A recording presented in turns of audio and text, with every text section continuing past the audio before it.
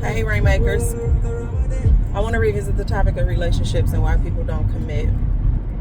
So I think that there's a dynamic that people are missing when it comes to dating.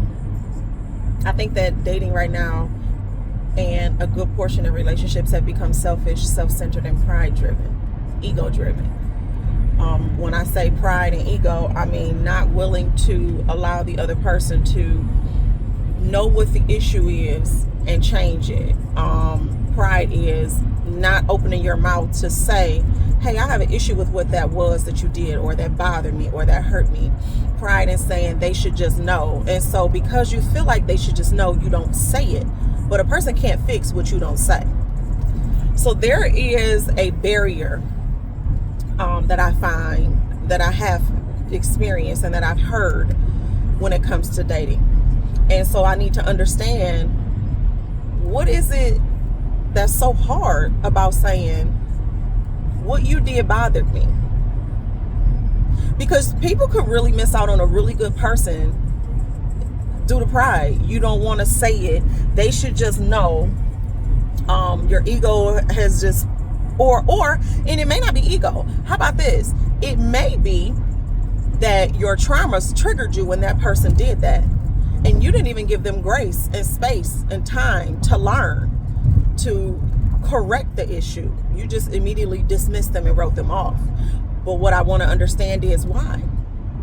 Why is it that you feel as if you can't tell a person, I like you, but something you did kind of threw me off and it turned me off, and give them an opportunity to learn what it was that they did? Because even if it doesn't work with you, it could work with someone else based on the conversation that you're having with them, to show them that what they think is normal is really not normal. Because some people do things out of their own normality or routine, and it's something that's so far from your routine, but it's because everybody is taught different. Everybody has different experiences.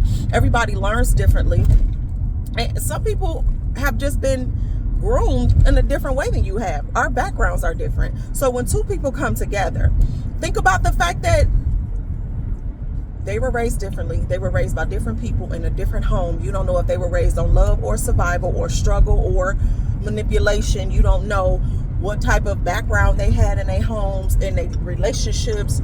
You don't know their triggers and their traumas. So sometimes we dismiss people much too quickly without understanding the entire depth of their background, their yesterday, and then also without realizing that, okay, what they did just triggered one of my traumas, and I didn't like that. So as a result of that, I'm going to hide myself and run, as opposed to express myself and say, this bothered me.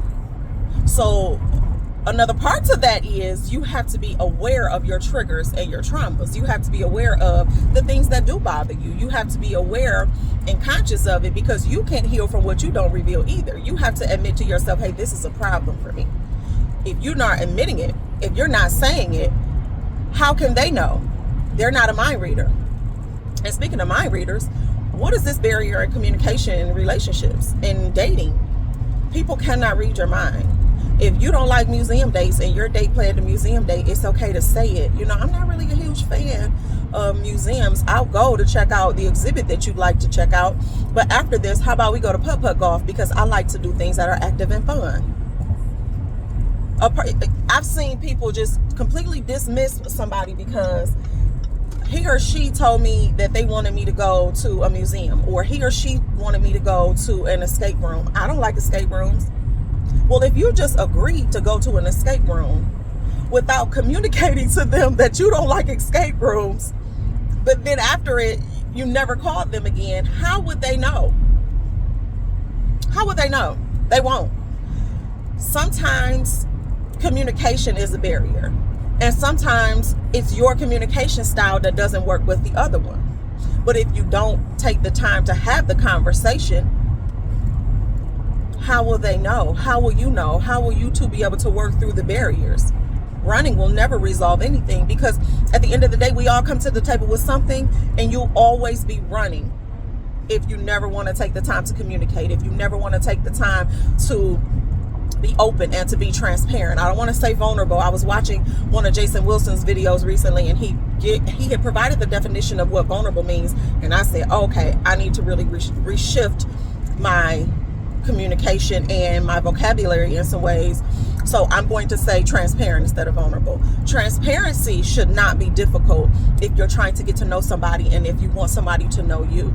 Now, yes, you cannot say too much too soon, but there are some conversations that could be had that could work through some initial barriers, as opposed to you, oh, he's just not going to work for me. Oh, she's just not going to work for me. I have to take my space and I have to go in a different direction. There are some instances where you know that that person is never going to work with you or work for you.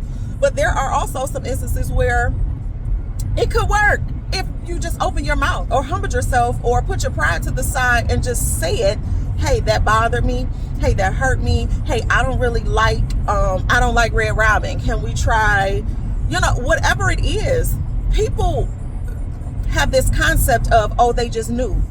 They didn't know if that's where they invited you to. And how would they know if you don't open your mouth to say that doesn't work for you?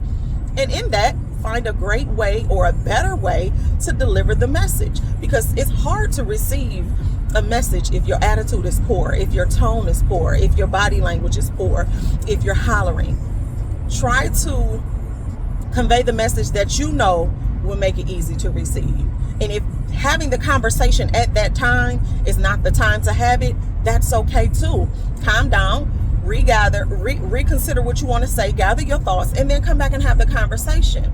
And it'll teach you also the way that the other person responds to the conversation will teach you if they're ready to even have open active communication or open active dialogue. Most conversations is not a monologue, it's a dialogue. So it was some things that were on my mind as I think about my own experiences that I've gone through in dating, but also when I listen to other people's dating experiences. Communication is often a barrier. Pride is often a barrier. Ego is often a barrier. Unrealistic expectations are often barriers. I really think that people shoot down opportunities because their traumas trigger them, and the other person don't even know that their trauma was triggered. They don't even know they did anything wrong. So just consider some of those factors the next time you want to dismiss a person that's actually good for you, who might be what God sent to you.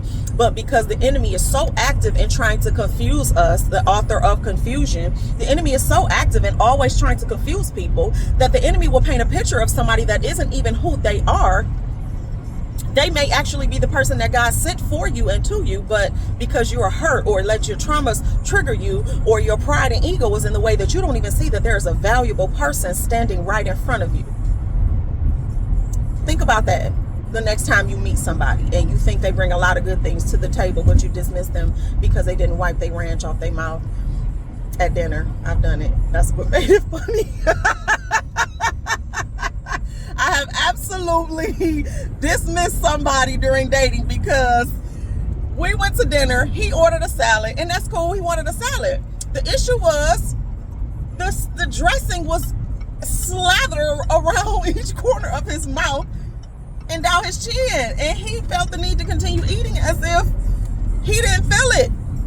And I reached across and wiped his mouth, and then the next bite, it was back. I don't want to date a barbarian. So yeah, I dismissed him. So I understand there are reasons. Y'all have a good day. I just came to say that sometimes we are the problem, and sometimes our unrealistic expectations, our pride and our ego and our communication barriers are the problem as to why we are not succeeding in dating. Y'all have a good day.